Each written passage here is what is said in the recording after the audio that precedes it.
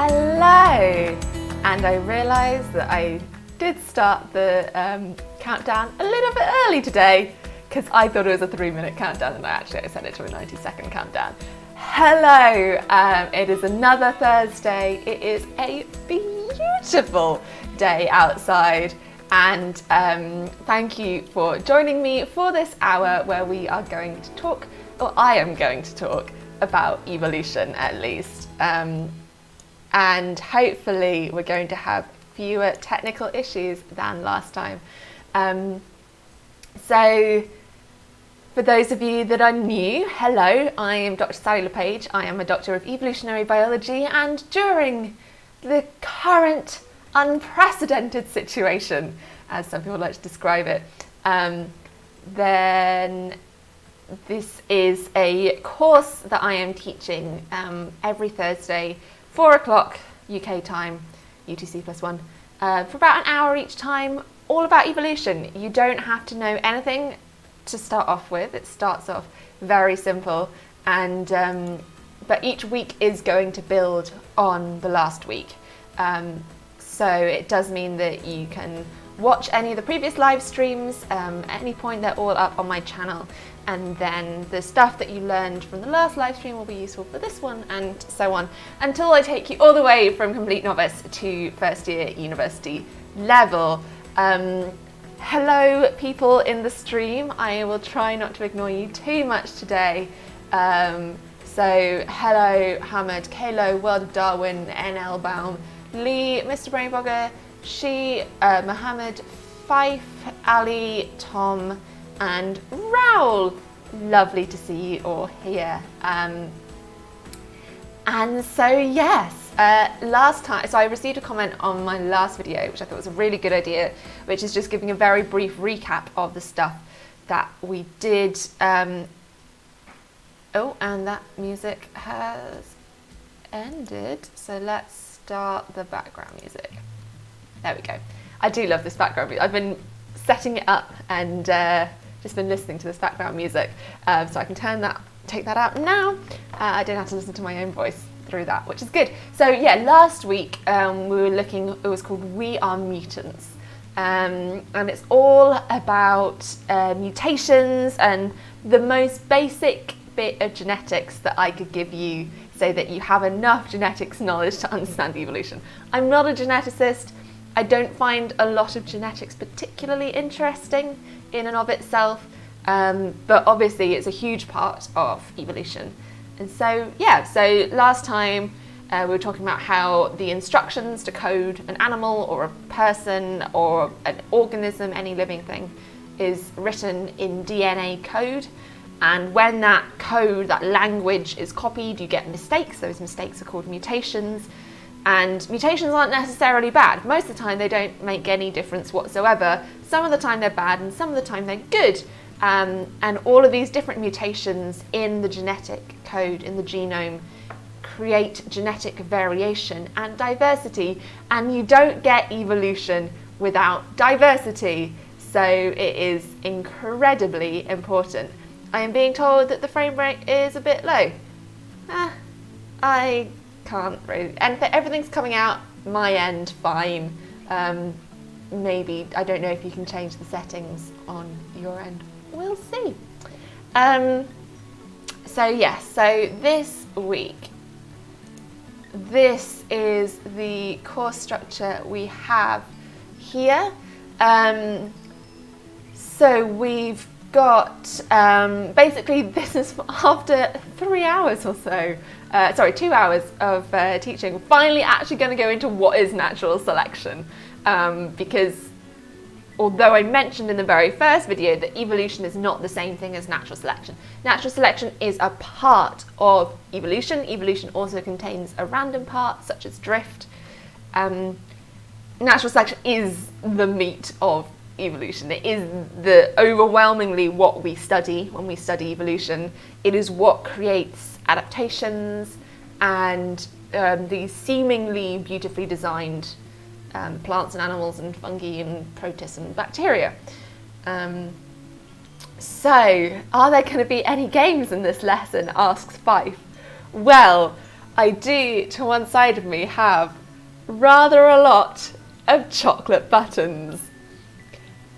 I'd say that they're here to share, but frankly, it just means that I get to eat a load of chocolate buttons. No, they will be useful throughout the stream. So, shall we move on to the first topic, which is variation is heritable. So, we were talking last week about how there's different types of variation, there's environmental variation and there's genetic variation. Genetic variation is heritable, which means it can be inherited by the offspring, the children generation, from the parent generation. And this means that on average, offspring resemble their parents more than they resemble any other individual in the population. And when you think about it in terms of humans, that makes sense. You typically get tall children coming from tall parents, or you get blonde children coming from blonde parents, for example. So we say that those traits are heritable.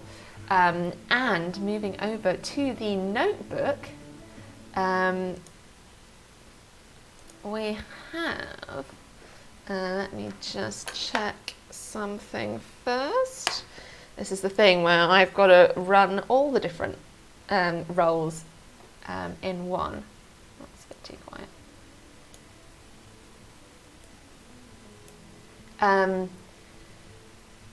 So, with that, the first thing, so I'm going to get my special magic stylus out here. If anyone does, by the way, hear a weird sound through the microphone, I don't know what bit is causing that. I have all the cables as far apart from each other as I possibly can, and for some reason they're still making weird noises. If there's a way of solving that with, say, I don't know, tin foil or stuff around the house, let me know. Thank you very much, Raoul Suhet de Moret, for the €5. That is very kind of you. So part 1, welcome to the notebook. There are, because I'm vaguely following along with the GCSE and A-level course thing, I'm going to bring these pictures in. There, that noise there. What is that? What is it? So, there are different types of variation that they want you to know about. Let me get a proper pen and not my rainbow multicoloured pen. So we've got morphological variation.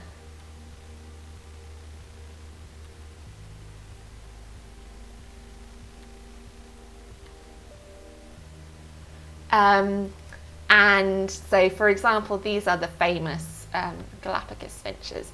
So you can see that morphology basically means anatomy, or morph meaning shape, the shape of bits of the body.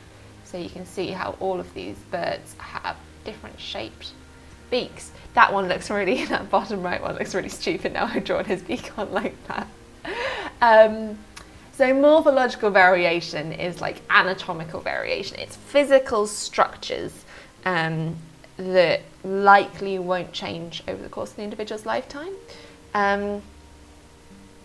And then we have the I did consider, instead of the chloroplast, going for the mitochondria, which is the powerhouse of the cell, as we all know. But I chose the chloroplast instead because as a behavioural ecologist, as someone who studies behaviour, I am very much biased towards animals, but all living things evolve, and so all living things includes non-animals. So within organisms, which is all living things, we have the plants, we have the animals, we have the fungi, we have protists, which is kind of a catch-all, tiny microscopic things that we're not quite sure where to put them, and bacteria. And then bacteria can be split into two broadly. So plants also evolve, they are living things, and they often show very good physiological variation. I cut that off a bit, didn't I? There we go. So physiology is kind of like the chemistry that's happening inside your body or inside a plant or a living thing. So in this case, we've got the chloroplast, which is an amazing chemical factory, basically, that is able to, using the power of quantum, to take energy from photons of light and store that as a chemical. Like how it's like the original solar cell, and solar cell, that chloroplast, if you're thinking that chloroplast looks an awful lot like a bacterial cell, it's because we think that that used to be a bacterial cell, that a bigger cell just went, ate it but didn't digest it, and so now we've got chloroplasts in plant cells. So physiological variation, so for example, there is different types of photosynthesis. There are some that are able to photosynthesize, I'd say that are able to photosynthesize at night. Obviously they still need sunlight, but they're able to take in the energy in the day and then save it until nighttime, where it's more favourable for the plant to actually do the photosynthesis. So that's an example of physiological variation. And then here is, for those of you that are arachnophobic, I don't care. Look at how cute this guy is. Look at him. Isn't he adorable? And I know it's a him because it's a male display, rather like a peacock's tail. So that's why one might call it a peacock spider. That's what this thing is. And that is an example of behavioral variation. I mean, look at him. He's so cute. You can stick little maracas in his hands. And so his abdomen is that that really colourful bit. So he flings that bit up, and then he waves his little arms around, going woohoo, woohoo, pick me. So that is what the male spiders do to try and attract a mate. And you can obviously imagine that there will be lots of variation in behaviour, but it's one of those things where we think of like what variations go on to adaptations. We often don't think of behaviours because they are what we call plastic. They are fluid, they can change. But maybe that spider has a slightly different way that it shakes its arms. Maybe it shakes its arms for longer, and so that'll be a variant on the arm shaking behaviour. He is just enjoying life, and it is the cutest spider. Thank you people in the comments for agreeing with me there. And so all of these are different types of variation, and behavioural variation, as long as it has a genetic component to it, can also be inherited. So that was part one.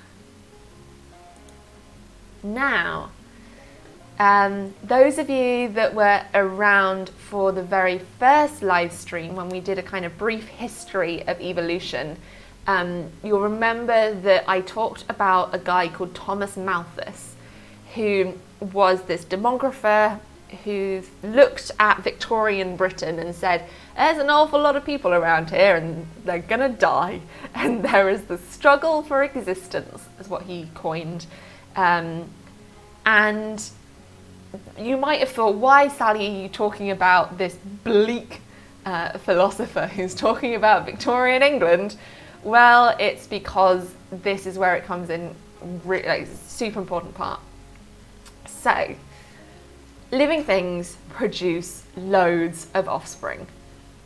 Like, think about how many seeds a single oak tree produces. Like, how many acorns does a single oak tree produce? Literally thousands of them.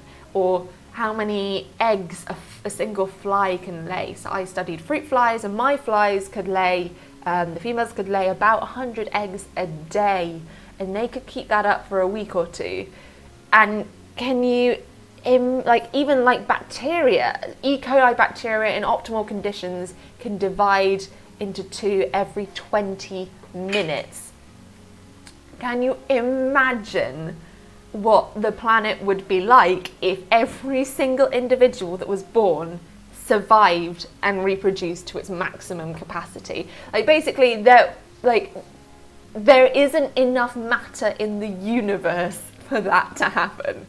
And so there is a huge capacity to reproduce, but that capacity is not realised. Obviously, because we're not overrun by oak trees, for example.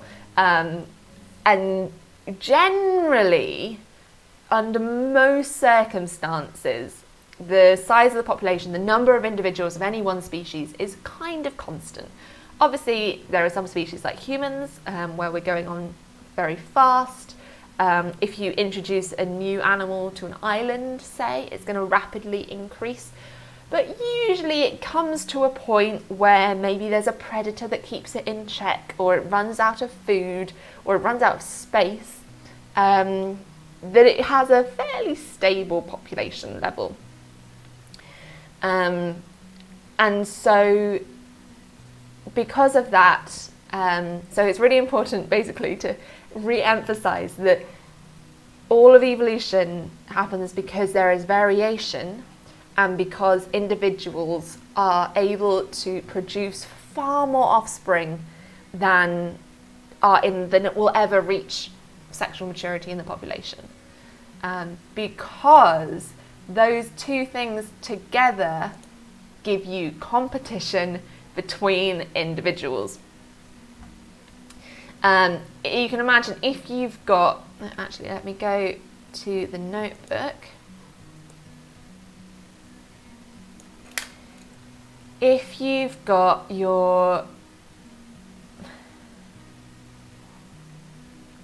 graph here, and you've got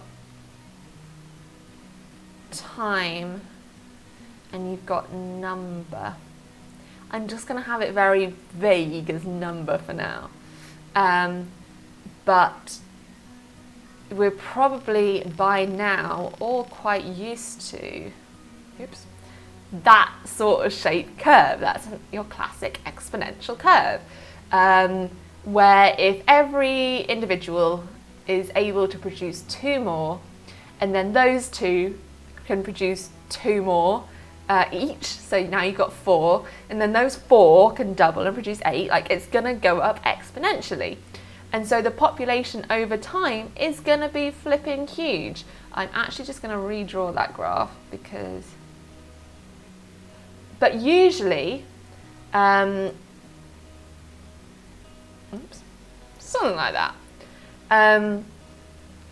Usually there is something that gets in the way. I'm going to use Galaxy Pen. What does Galaxy Pen do? Ooh, look at that. So usually there is a limit to the amount of resources. So this is the resources. I am having fun with all of these different pens. And so all of this section here, is where there is more individuals in the population than the amount of resources available, than the system can cope with. Like, imagine that you've only got 100 grains of food, 100 piles of food. Once they've eaten all 100, they can only produce as many as the food is able to sustain. So here you have this. Oh, I wanted that to be in front. Why has it gone? Oh, there we go. So Thanos was right. Yeah, there is competition. Thanos was right in that there is a limited amount of resources in the universe, and so there will inevitably be competition between individuals.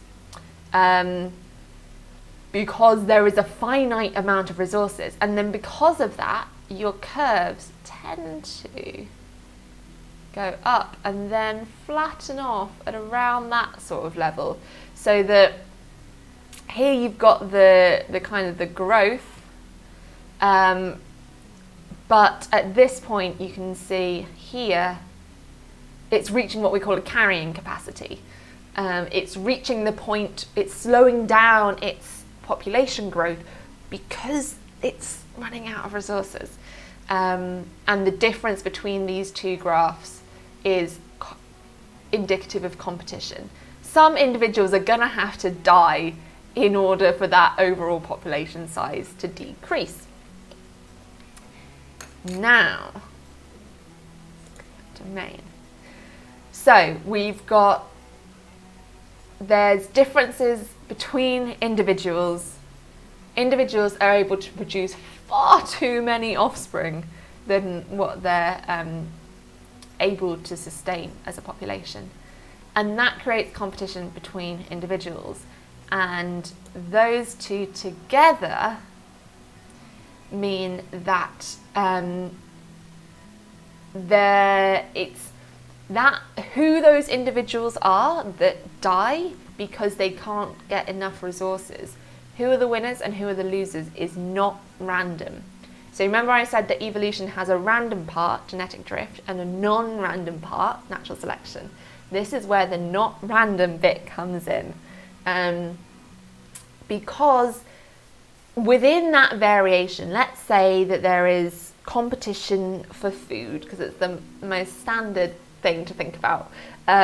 Within that, some of the variants, maybe one of them has a morphological variation that means that it's got bigger eyes, so it's able to see food that's smaller or further away, so that one does better. Or maybe it has a physiological variation, so it's able to digest the food better and get more energy for each unit of food that it consumes.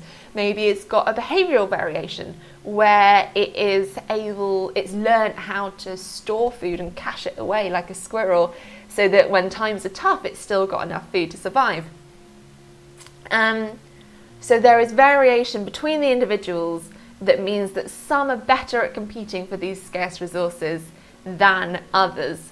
And the ones that are best at competing leave more offspring. And this is where the chocolate buttons come in. Okay, so I am going to go to this view here. Oh, this is all very confusing. Ignore the weird bits of tape. These were just to give me an idea of where on the table I can actually use the things. So I have got, ready for Easter, some chocolate buttons. Imagine that each chocolate button is an individual in the population.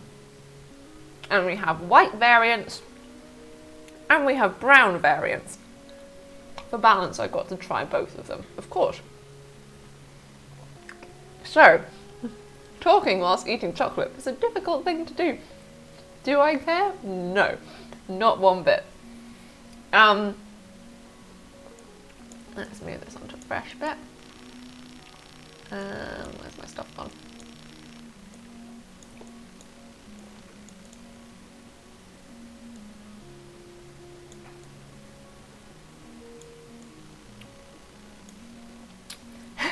Yes, I have just murdered 2 chocolate individuals.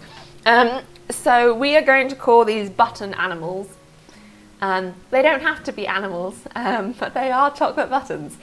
So these button animals maybe most of them are milk chocolate. This is what the normal population looks like. And let's say that there is enough of these limited resources that the population can reach 10 individuals. If they produce more than 10, if the population as a whole produces more than 10 offspring, only 10 of those offspring are going to survive and everyone else is going to die. It's brutal, but that's the way it is in Buttonland. So I'm going to imagine that there are, actually I hope I've got enough buttons. I might have to crack out another pack here. 1, 2, 3, 4, 5. That's 10, isn't it? I was about to do 12, but that's going to make the proportions harder. So just to make that a bit clearer, here are, it's odd how it's easier to count things when they're arranged in a very particular way. So here you can see that we've got 10 buttons. This is our population, this is the brown population, and milk buttons, every generation can produce 2 kids. So each one of these produces 2 kids, so that end up in the offspring generation, we have 20 buttons. So I'm just going to double these up. So imagine that this is now the offspring. Oh, that's a big button. It's bigger than, see, there's natural variation. Look at that. That one's so much bigger than that one. So every individual here, we're ignoring sex for now. Every individual is able to produce 2 more for the next generation. So we now have 20 buttons. So our first generation had 10, and then those 10 produced 20 offspring. Now, the pot of doom, okay? Or maybe this is like the selection pressure pot. This is the competition for survival. This is the thing that when you talk about survival of the fittest, this is what it is, that they've got to survive. So I'm going to put my offspring generation into this pot. I am going to, it will make more sense once the different colour comes in. I'm going to shake it up, and without looking, I'm going to select 10. Okay? So I'm not looking. 1, 2, 3,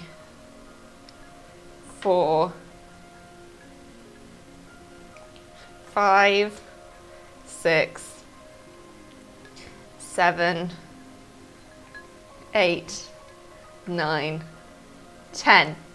Okay, and the rest are the ones that didn't survive childhood and die.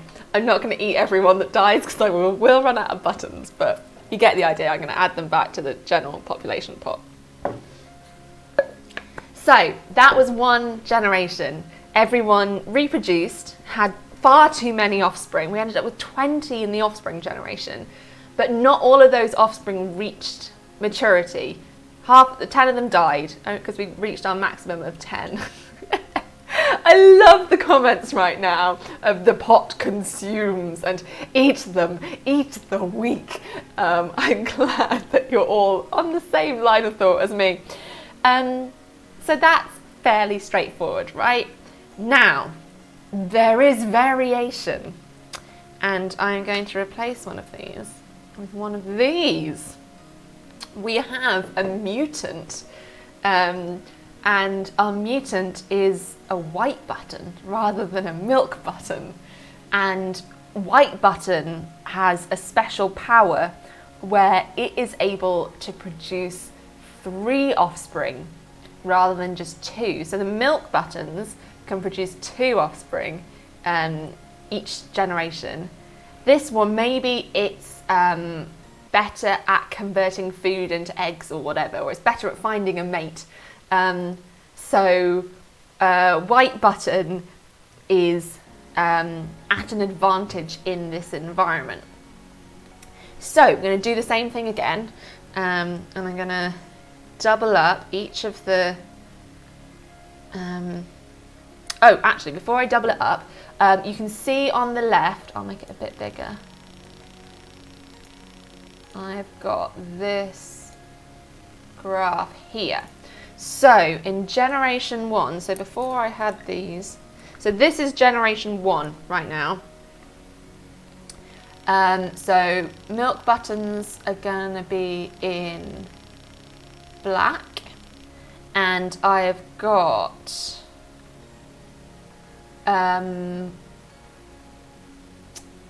so out of 10, I know it says proportion, but then it says 1 to 10, but you know, so there is 1 white button out of a total of 10. This is why I chose 10, because it makes the maths easier. So this is generation 0 here. So this is generation.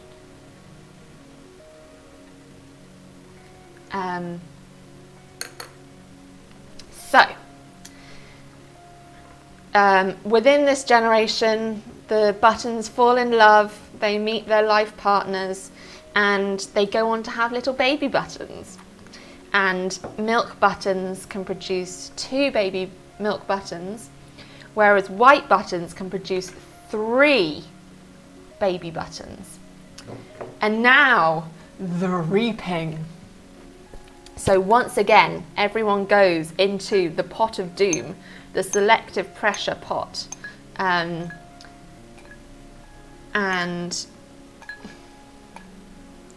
can't they be friends? No, they can't be friends. Except if they are deciding to cooperate, which right now they're not. Okay, so I've mixed them up.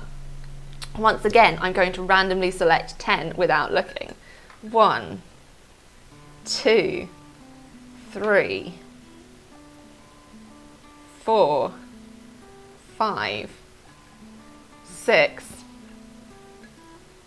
7, 8, 9, 10. Okay. So this is the thing. Is this so let's now mark this on here. So, oh dear. So the first time we put it in, there are no white buttons. And that's quite an important thing to remember about evolution. Just because something has an advantage, there is still an element of chance. The probability of white button making it into the next generation is 50% higher, but 50% is still a probability. In fact, those of you that are on the mathsy side can tell me the exact probability of that situation, this situation here where I don't get any white buttons happening.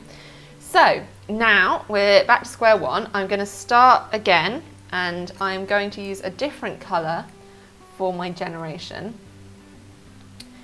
So this generation is now in red, and it's starting with 1 white chocolate button. Oh, and now I've got to put these to one side. So, once again, every chocolate button has 2.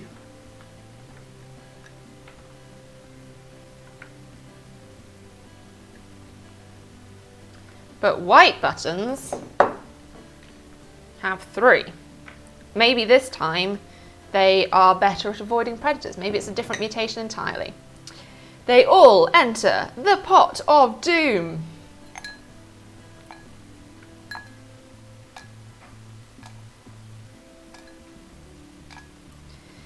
And remember, this is the element of chance. This is like the mortality rate between generations. This is adding in that random chance.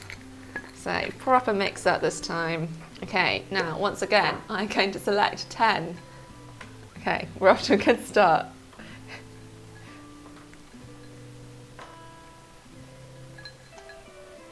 Oh dear. Oh dear, oh dear, oh dear. Oh no. Hey, there we go. We've got 1 again. And the rest die a long and painful death. I do put them in the bottom, you're right. So in this generation, we are, once again, we have 1 white chocolate button in generation 2. Now, once again, we put the chocolate buttons and we give them little happy families. This is why I don't have a huge amount of content for this video, because I knew that this bit would take a while. Okay, now into the pot of doom. Let's try doing it a little bit more evenly this time, aka putting them in last.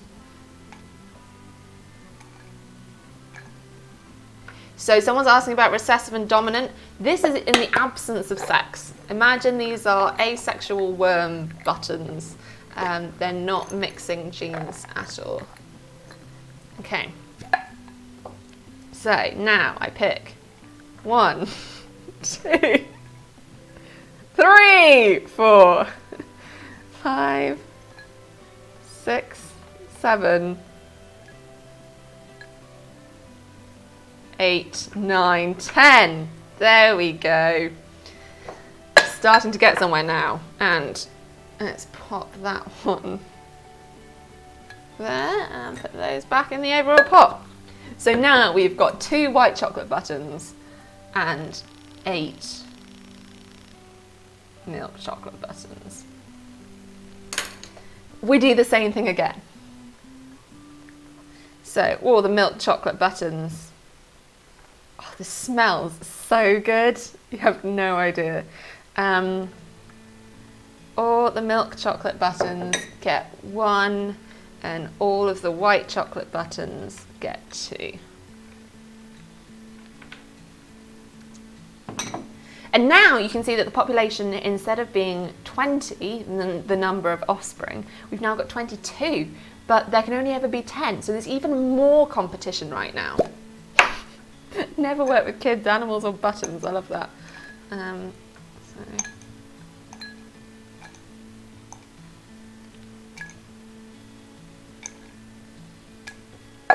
Once again, they go into the pot of doom, the random selection pressure. I'm not shaking it because I don't really want to break them up too much. So this, generation 3, we have 1, 2, 3, 4, 5, 6. Oh my God, thank flipping hell for that. 8, 9, 10. Whew, was I getting worried there? Just a little bit. So now in generation 3, we have 3 white chocolate buttons. And okay, we're going to do the same thing again. So these all get 3. Next time I do this, I probably should have given them 4 kids instead of 3 kids, but we'll see. So now we have, what do we have? We have 7 times 2, 14 plus 6, no, 14 plus 9. We have 23 individuals in the population. They go into the pot of doom. So this is the non-random part, right? The mutation does make them better at surviving to produce offspring. It's just then whether those offspring survive to the next generation.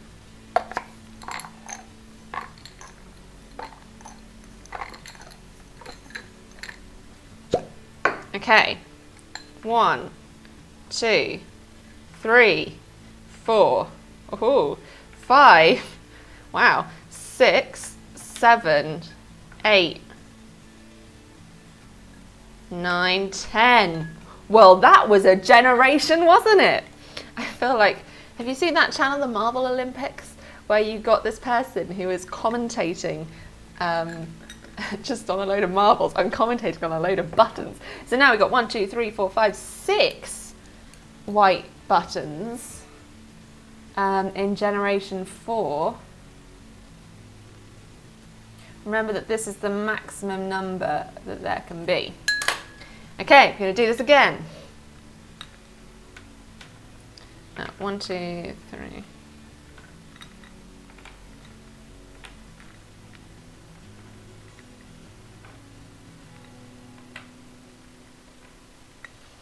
And then each of these.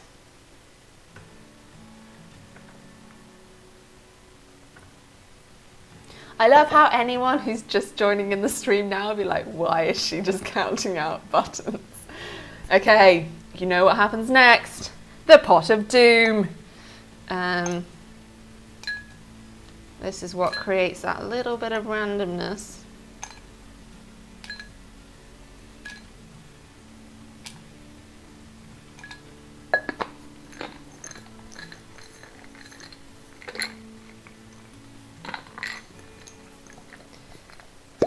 Okay, so picking out 10. 1, 2, 3, 4, 5, 6, 7, 8, 9, 10. Interesting. So even though the milk buttons are 50% worse, than the white buttons, they have in this population, because of, so this randomness, I suppose, is an example of genetic drift. Just sometimes, just by the luck of the draw, we get more of one than another. Okay, so now we're on generation 5 and we've got 1, 2, 3, 4.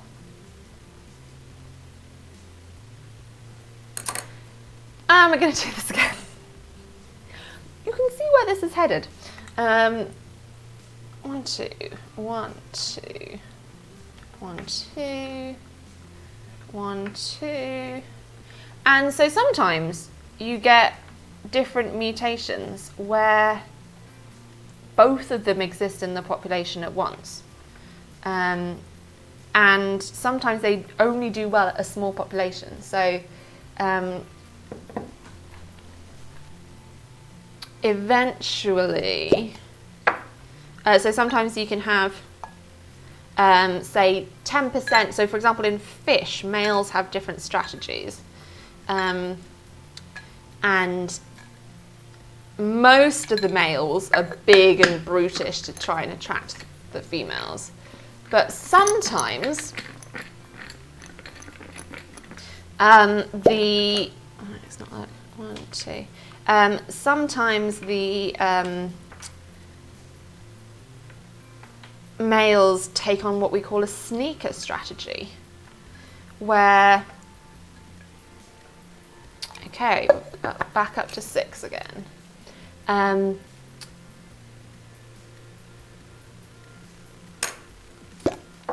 There is a sneaker strategy where the males basically pretend they grow to look like females, so that those big brutish males that are defending the female don't try and fight with that male.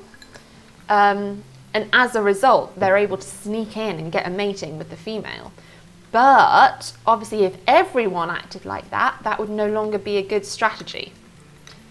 Okay, 1, 2, 1, 2, 1, 2, 1, 2.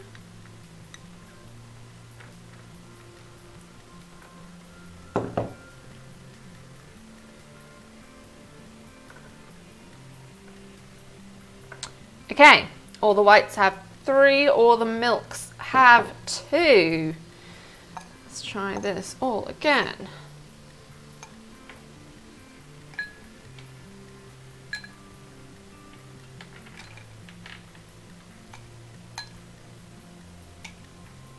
It's a good job I am in isolation, because no one else is going to want to eat these buttons after I've been handling them all like this. So, into the random pot.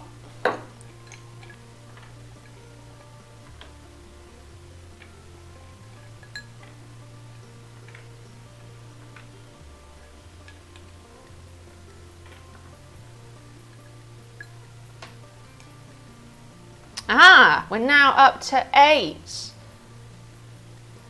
So I'm marking that on there. To simplify things, I'm going to take these straight out of here.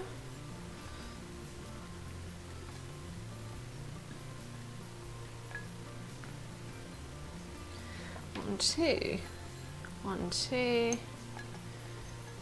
1, 2, 1, 2, 1, 2, 1, 2, 1, 2, 1, 2. Okay, there you go, into the pot of doom.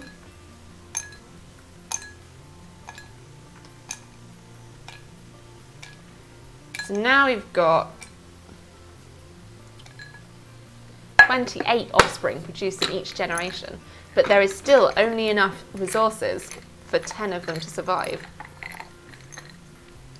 Okay. 1, 2, 3, 4, 5, 6,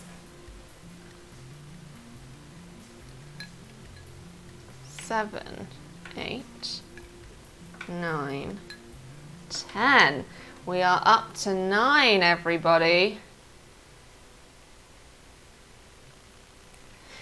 Okay, so this may or may not be the last generation.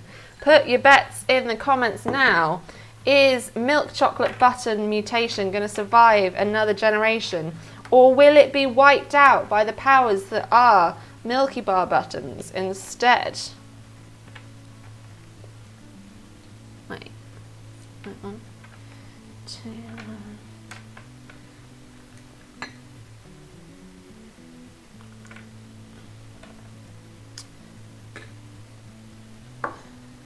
Okay. Ooh. We've got white buttons. Milk is going to make a comeback. Okay. Let's see what happens. We've now got 29 offspring between generations, and only 10 can survive. 1, 2, 3, 4, 5, 6, 7, 8, 9. What colour is this one gonna be? 10! And from nowhere, this is now here.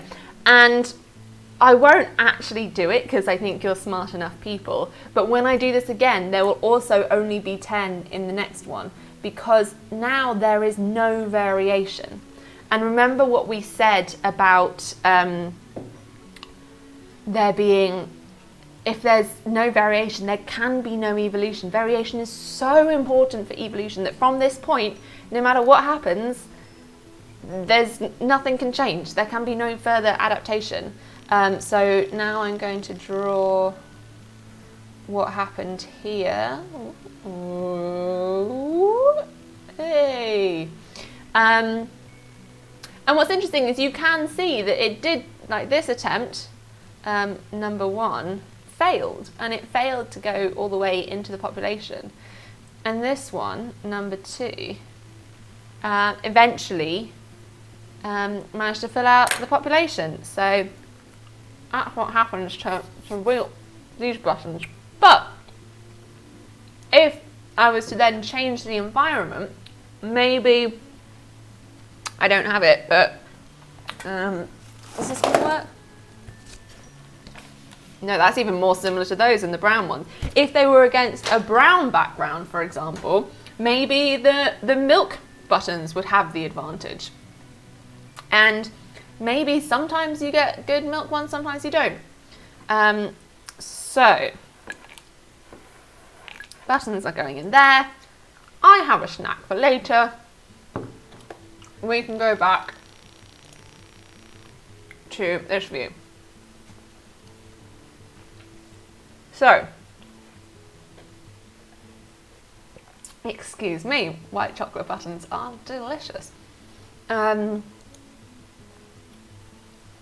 We've seen that the winners, for whatever reason, have more offspring, and then what's important is that you saw how white buttons only had white button offspring, and milk buttons only had milk button offspring. Someone mentioned what if you end up with like mixed coloured buttons. In this situation there was no mixing, but obviously we talked about last week how you do get sex produces crossovers, and you do get mixing up of the genotypes. That's why children of humans don't look just like their dad or just like their mum. They look like a little bit of both. And so the winners had more offspring. For whatever reason, the white chocolate buttons were able to produce 3 offspring, whereas the brown chocolate, the milk chocolate buttons were only able to produce 2. And their offspring inherit those traits from the parents. So because variation is heritable, because you tend to look more like your parents, the children of winners tend to be winners themselves. If the environment stays the same, if you have a mutation that means that you're really good at escaping predators in that particular environment, maybe you're camouflaged in with a background so it's harder to spot you, your children are going to inherit those mutations that make, so the children are also more likely to be camouflaged against the background. So under a particular environment, the offspring are going to have, the offspring of successful parents tend to be successful themselves. And that is what creates adaptation. So all of this, so natural selection is that there is heritable variation and there is a huge capacity to reproduce. Those two things together create competition, and in that competition, some individuals do better than others. The ones that do better tend to have more kids, and those kids tend to resemble their parents, and so over time you get more and more of this winning strategy in the population, and that winning strategy is what we call an adaptation.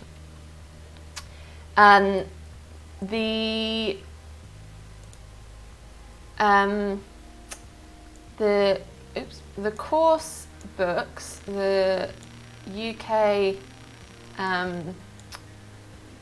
biology courses would like you to know that there are supposedly 3 types of selection, but of course biology is never that simple, but hey. We have what we had in this, so if you imagine you've got,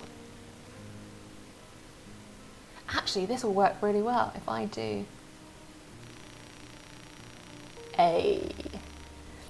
So this is the trait. Let's imagine it's a continuous trait. Oops.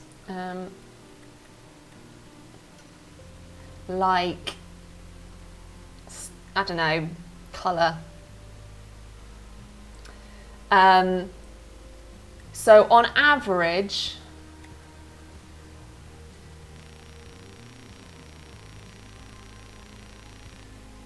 and this is the number of individuals. Be cut off of it, sorry. So the majority of individuals here in this situation are light blue. They're a lovely cyan colour. And in this situation,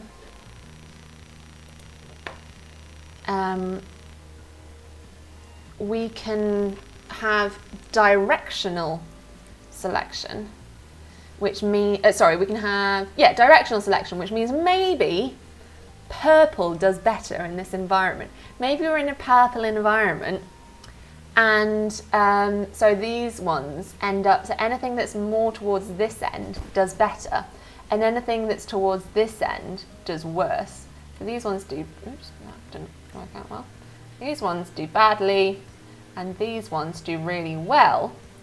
Over time, you'll end up with more and more purple ones. This isn't going to work so well.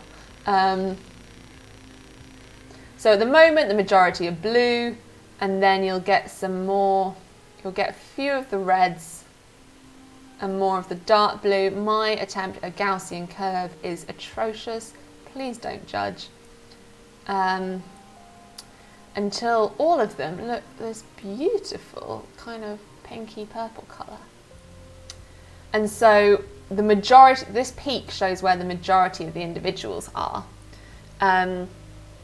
And each generation, the purpler ones, like our white chocolate buttons, do better and better and better, and the red ones do worse and worse and worse, until overall everybody shifts in a direction, which is why we call this directional selection. And directional selection happens basically when there is a better alternative. Like, say with giraffes, if having a longer neck means you're able to get food, the longer necked ones are going to do better, and they're going to outcompete the shorter necked ones. So over time, over generations, you'll end up with longer necks. That is type 1. there is type 2, which is much more common. I'm really bad at remembering where the thing is.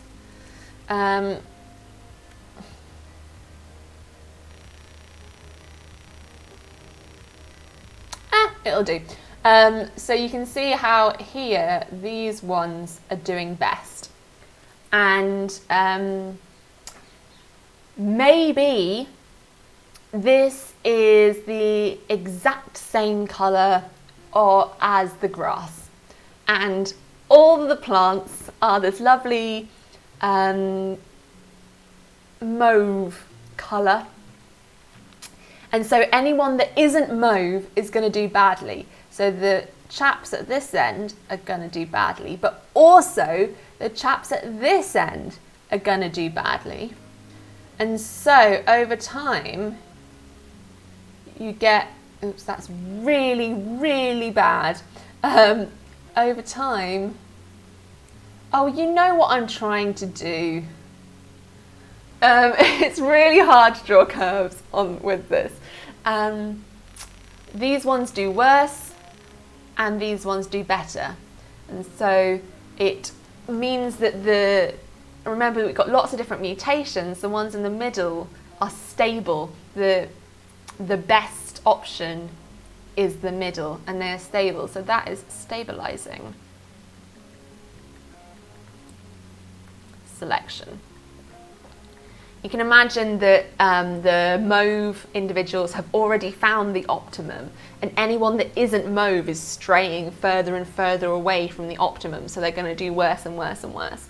And so most of the time, individuals are adapted to their environment, and so we don't see a huge amount of change between generations, unless there is some environmental change, or unless there is some way in which the animals aren't optimally adapted to their environment. Most of the time, you're going to get the same thing over and over again.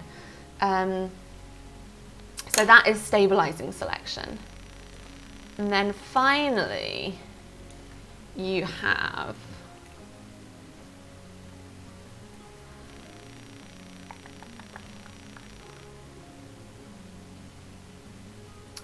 disruptive selection. So here we've got, at the moment, green is our main peak. Maybe there's a new predator that can see super well in the green range and has what we call a search image. It knows that when it's looking for food, it's looking for anything green. And that's just what it hones in on, and it's got amazing green receptors in its eyes, so it's able to see green really well, and the others all look a bit blurry.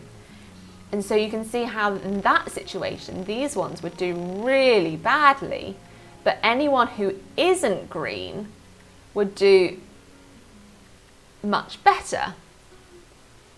And so then you'll get kind of the blues and oranges here, and the purples here, anyone but green. And so the peak is moving outwards, and we call this disruptive selection. And you can see how this could very easily create two entirely different populations that over time wouldn't be able to breed with each other, and that's speciation. And I cannot believe that it is, after all of that chocolate mayhem, that it is actually an hour, and I have come to the end of my points. And so what we have learnt today is what is natural selection. That natural selection is the non-random part of evolution, where some mutants do better than others for non-random reasons. So there is a reason why, a morphological, physiological, behavioural reason why they do better, and they're able to make more offspring that get put forward into the next generation. And then between all of the offspring that are produced in a population, there's lots of competition. but the winners of that competition tend to look like their parents, who were also winners. Winners produce winners, and so over time you get more and more winners in a population. That is the end of this lesson. Next week we are going to be doing the selfish gene, popularised by Richard Dawkins in the book in 1976, off the top of my head. Great book. If you haven't read it, definitely worth a read. Regardless of how you feel about Richard Dawkins' politics, it is a phenomenal work, phenomenal piece of science communication.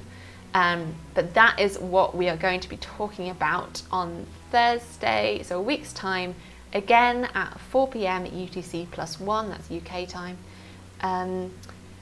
And yeah, we'll be looking at the selfish gene, and so far we've only been talking about individuals and individuals doing well and things benefiting the individual, whereas actually,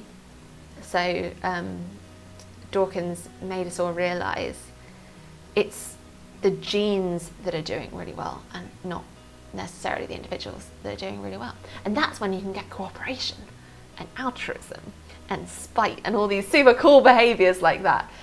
So look forward to next week. Thank you so much, all of you, for joining. I hope you enjoyed it. Have a lovely week in isolation wherever you are. Here in the UK the sun is beautiful, so I'm going to go outside in the garden. I'm very lucky to have one, and see you all next week. Bye.